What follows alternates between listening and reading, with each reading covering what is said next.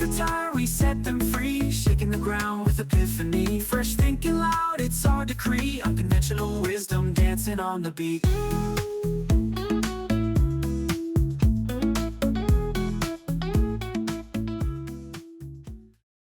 Hello and welcome to Unconventional Wisdom about conventional wisdom.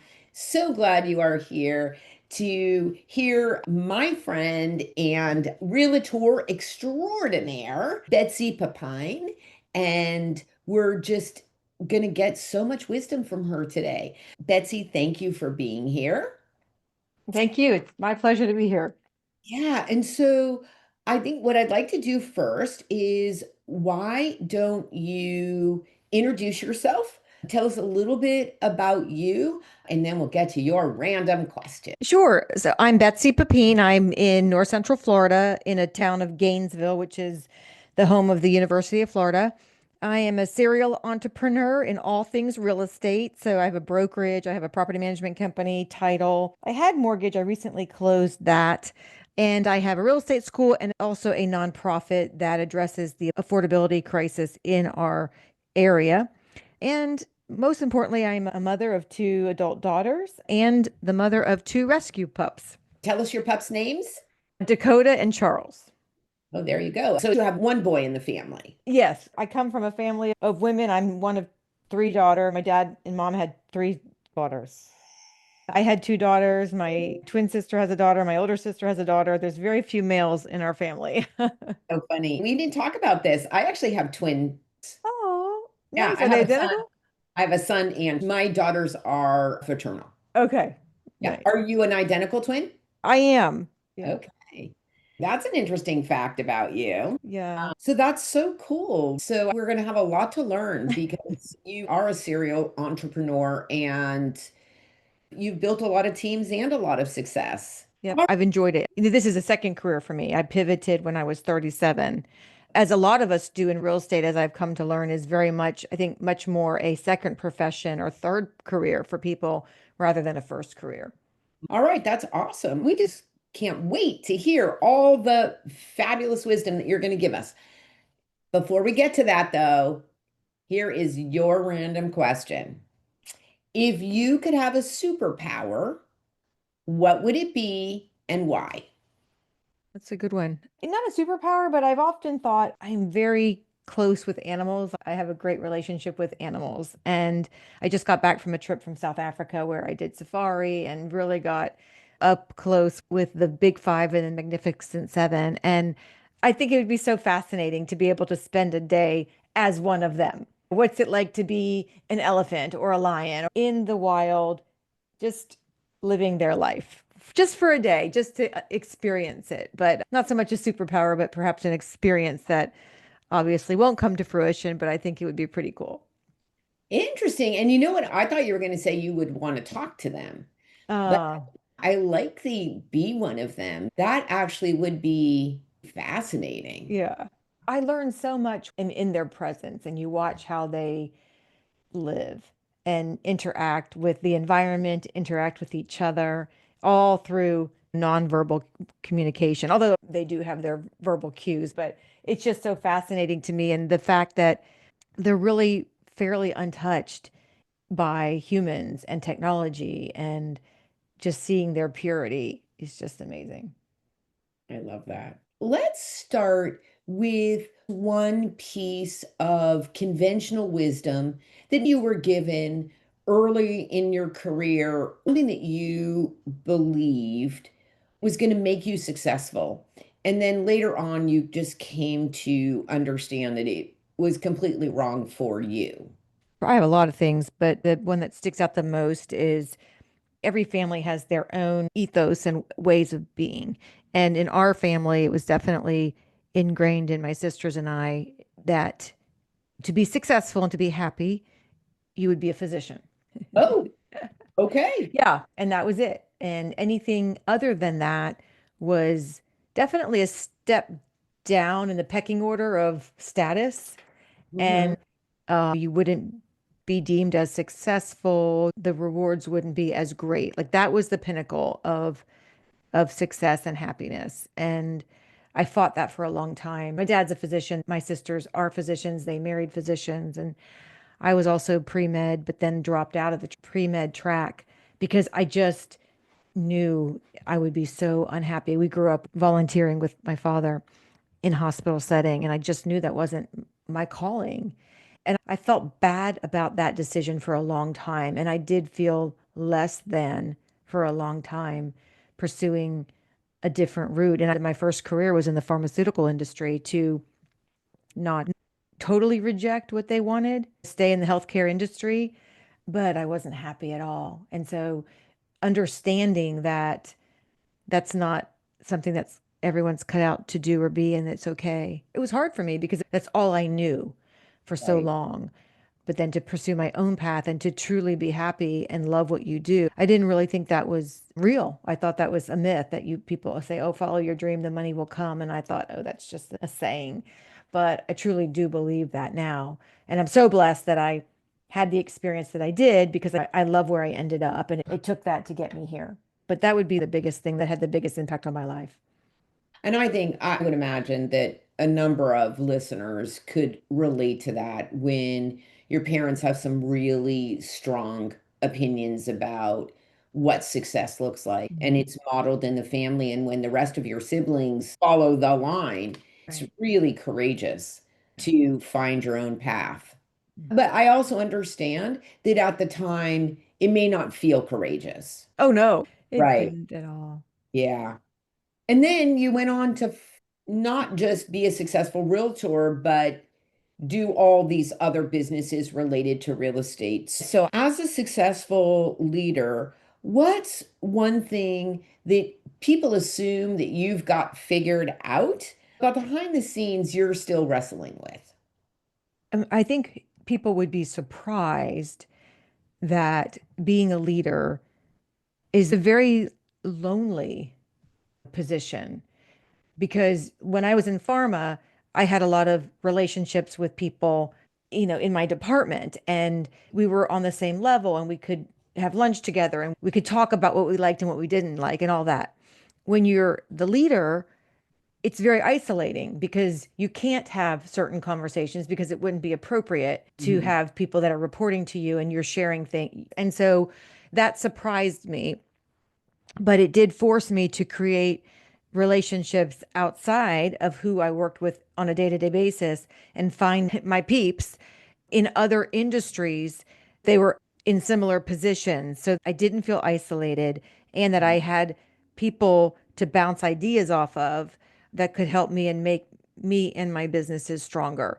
So I think that was definitely a surprise to me. It's something that had never really crossed my mind until I was facing it myself. And I think that's probably a surprise to a lot of people because it's like I know a ton of people.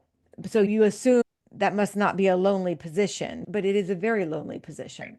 Well, but Betsy, yes, and how many leaders in companies do you know or have you experienced who just say lots of inappropriate things? They Yes, well, forget that's that true. That's they true. forget that the people that work for them know their business or they work for a business, they're actually not there to be their friend. And that they will talk about other employees or they'll talk about the boss Yeah. or the company. I had experience once. I got laid off. There were two people in my office that did get laid off, but I think I really got fired.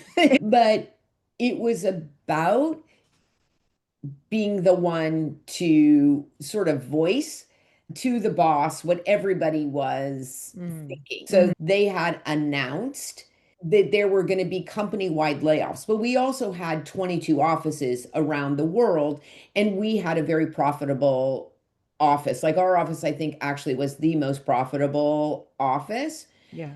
But they sat us down and they said, well, there's going to be layoffs. So I asked the question out loud that everybody is wondering, which is, are we having layoffs in this office? And the office manager said, I wish you hadn't asked that question.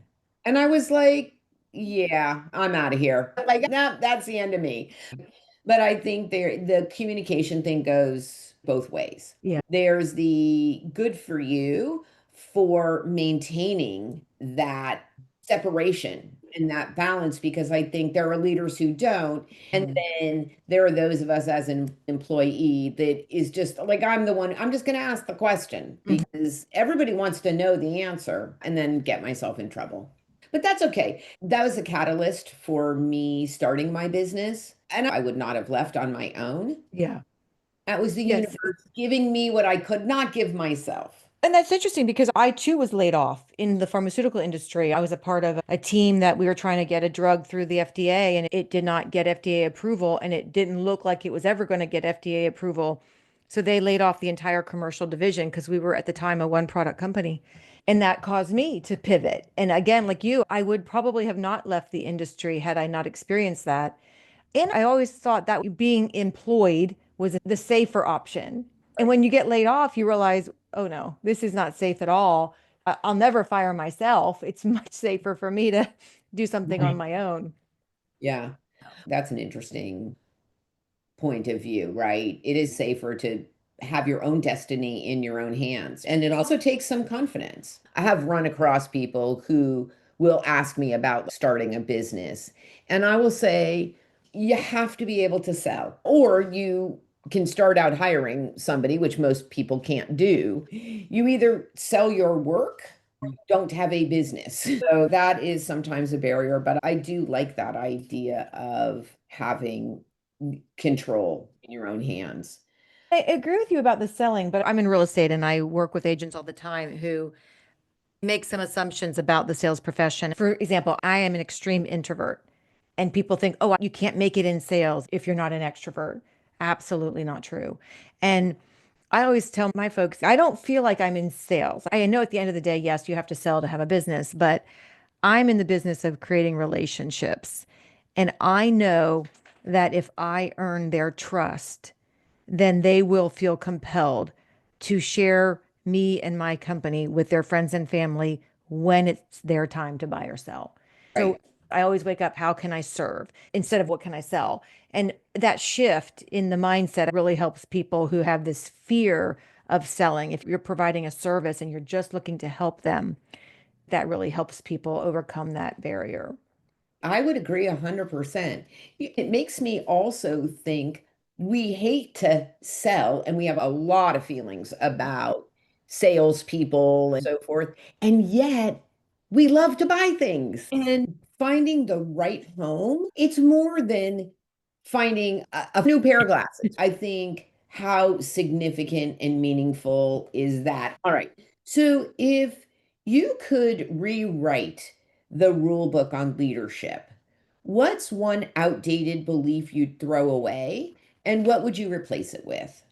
I think the concept that you have to know everything Mm, now and not share that you may not have all the answers or you make mistakes all the time. You don't have to hide those. You can be very transparent about those things. And the more authentic you are as a leader, I think the more loyal the folks that are working for you and your customers are to you. But when you try to hide, I think that's when problems start. We tell our agents all the time, if you make a mistake, you call your customer right away. I own this. I'm so sorry. This is what I'm doing to prevent it again. And they respect that. So anytime you're in a leadership position, I think you have to model that for the behaviors that you want your agents to perform and your staff to perform. And so this air of, I know everything, I've got all my ducks in a row, can't get anything by me. No, we don't know all the answers. We seek out help with you guys. We want your input. We want other people's input. We don't know all the answers, but we're doing our best. And I love the part about taking responsibility and communicating around it. I think those are two really important things. And sometimes it is coming up with a solution, but sometimes it is really and truly a communication. Oh, yeah. I mess this up. I'm willing to take responsibility for Yeah. that. Yeah. That can be a very hard thing to do.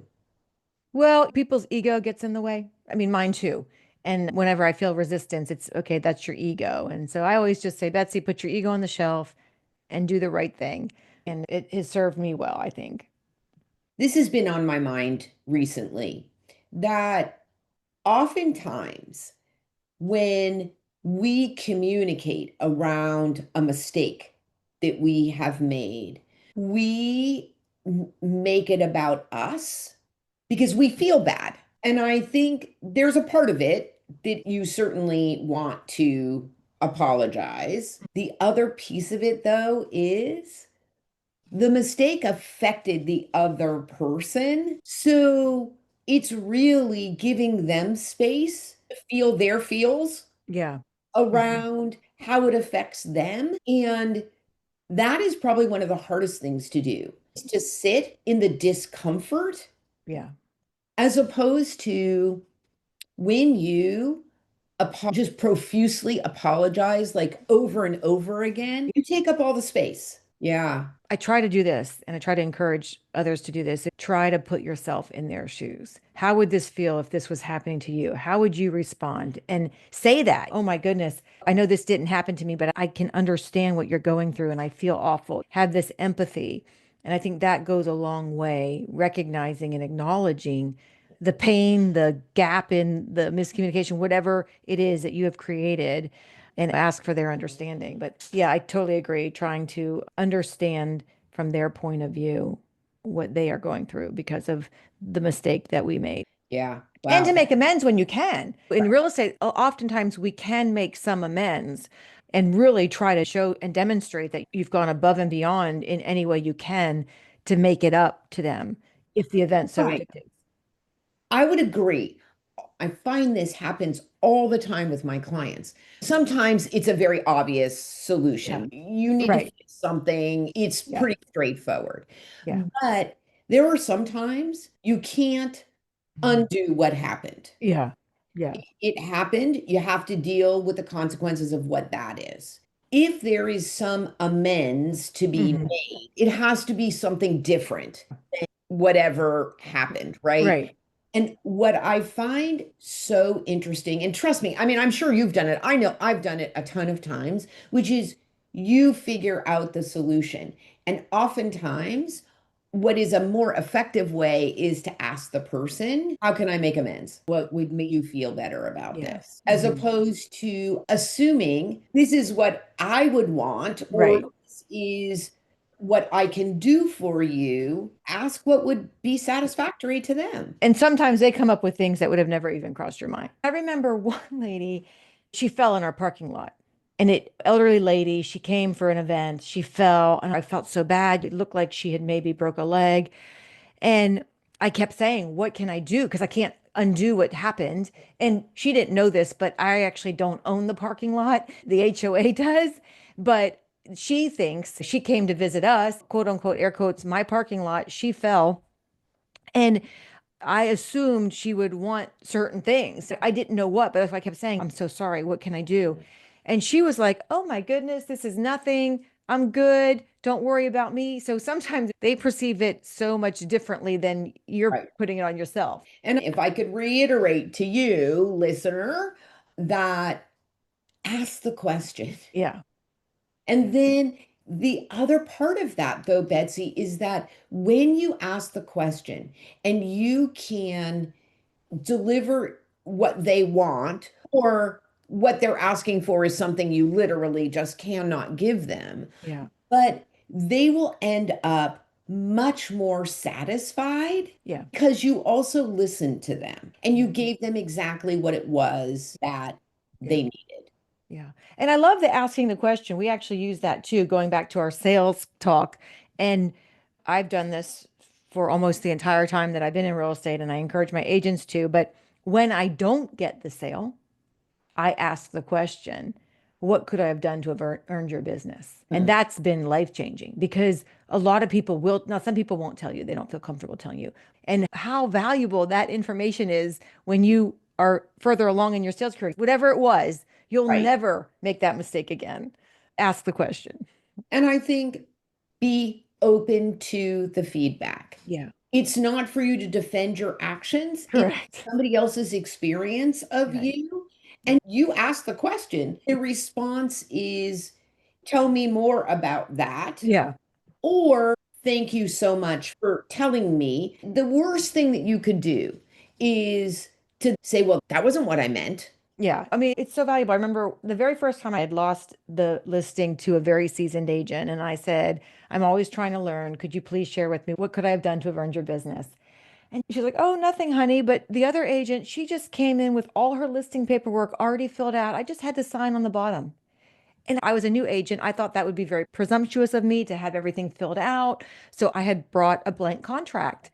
So from that day forward, I have always gone to a listing appointment with a filled out contract. So it's just this free information that they'll tell you as long as you're willing to ask that becomes invaluable to us.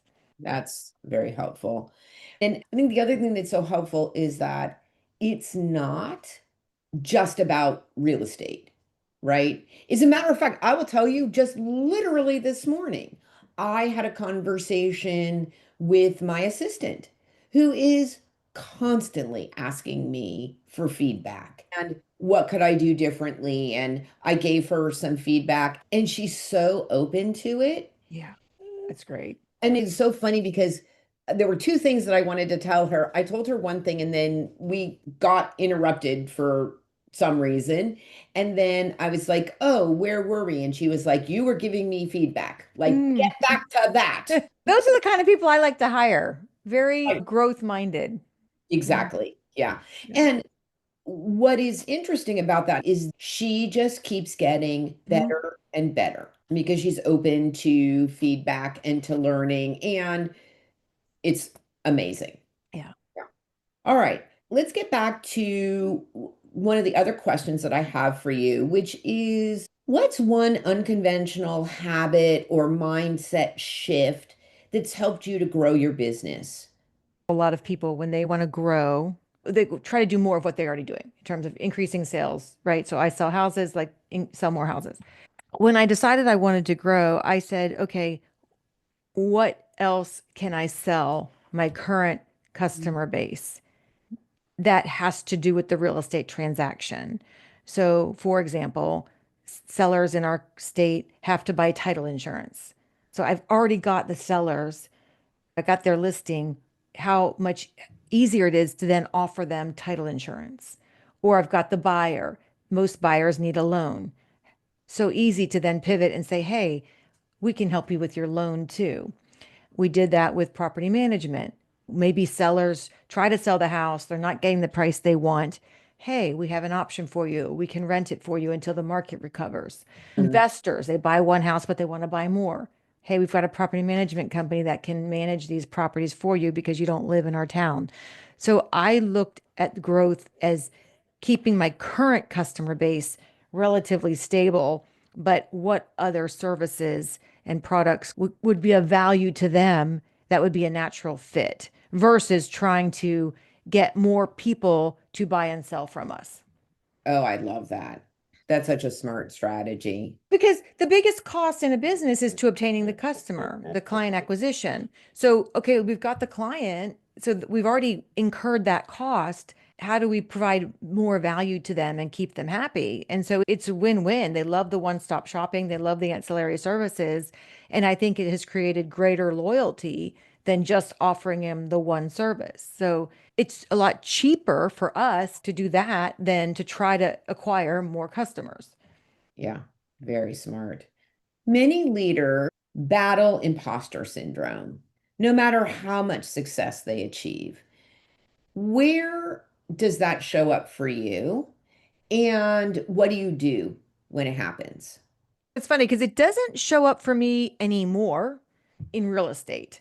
I did write a book last year for the first time, which has nothing to do with real estate. It was a passion project. It's a book about breaking out of these metaphorical boxes that people put us in. And it's a lot of stories about my life. So it was a very vulnerable book to write. And I had zero experience as a published author. So that I did definitely have imposter syndrome because I'm such a beginner at it. And I remember being so nervous. I joined a writing pod where you had to submit your writing work every couple of weeks and it got critiqued by very well authored folks. And it was very intimidating. But I've always tried to do that. I've always tried to, whenever I'm trying to do something new, I seek out people who are way ahead of me and solicit their help, because I'm not about reinventing the wheel. I truly believe everybody wants to help folks behind them. And so if, as long as I put my foot in the arena, there will be people there to support me. So I definitely felt like an imposter. It was incredibly uncomfortable for the first 3 or 4 sessions. And then, like anything, you get used to it and then you start feeling more comfortable and you're getting good feedback. So when I do feel this, I try to surround myself with people who are several steps ahead of me that have shown a desire to help those coming up. And you'll find those people everywhere. I think that might be another myth where there's nobody that will help you, but so many people, as long as you ask, they want to help people who want help. And who are willing to ask. I mean, really, because you're saying to them, I see that you're successful. Go Exactly. ahead. And Yeah.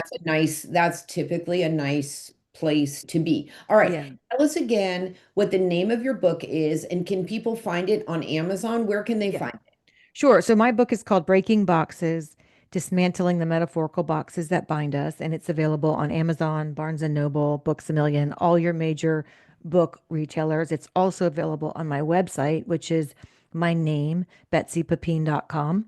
And we're actually launching this week a companion online course.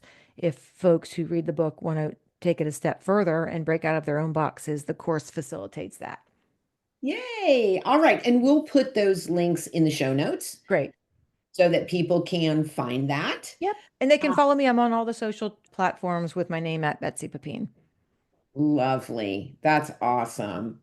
All right. Well, Betsy, thank you so much for helping us see your road to success. I think there were some real nuggets in here for people around choosing your own path, which just is so brave and courageous and not an easy thing to do. Like you said, doing it and finding the place where you really do feel good about your own path. I think surrounding yourself around people who are willing to help, I think that's something that we can all pay attention to. Yeah, absolutely. Yeah, lots And of also great. and also be willing to help people who are ahead of a lot of people too. And so I always tell people, but turn around and see who's behind you and pull them up as well. That's right. And I do think in terms of what we put out in the universe, it's not always tit for tat. It's not always like I'll help you, you help me, but it's like I helped you, and then Correct. somebody's going to come along and help you. And you just really need to be open to those things. Yeah. Well, this has been a great conversation, and I just so appreciate what you've shared. And thank you. So, this is Kim Miller-Hershon, Unconventional Wisdom, about conventional wisdom, where cliches come to retire and fresh thinking we inspire. So, if you love this conversation, share it, Yep. subscribe. Feel free to leave a review, and we will see you in the next episode. Thank you. Bye.